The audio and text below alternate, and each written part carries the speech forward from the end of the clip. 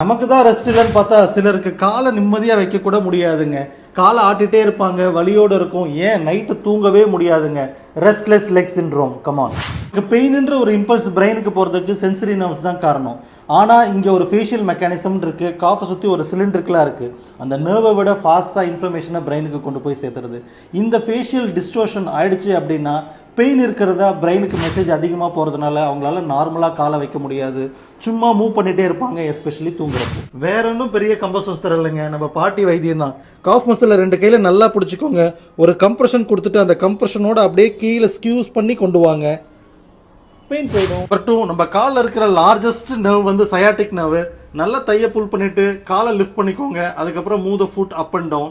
உங்களுக்கு ஃப்ரீயா இருக்குன்னா ஃபுட்டை புல் பண்ணிட்டு அதுக்கப்புறம் toe up and down. But நம்ம உடம்புல இருக்கிற லார்ஜஸ்ட் நர்வ் ஃபெமோரல் நர்வ். அதை இப்படி காலை நல்லா மடக்கிட்டு தை மட்டும் இப்படி தூக்கி தூக்கி விடுங்க. நம்பர் 3, நம்ம உடம்புல இருக்கிற லார்ஜஸ்ட் நர்வ் சயாட்டிக் நர்வ். நல்லா தையை இப்படி பிடிச்சிட்டு காலை நீட்டுங்க. பின்னாடி நல்ல ஷூட்டிங் பெயின் இருந்ததுன்னா இப்படி மட்டும் பண்ணுங்க, ஹோல்ட் பண்ணி. இது இல்லை அப்படின்னா நல்லா ஆங்கிளை மூவ் பண்ணி விடுங்க.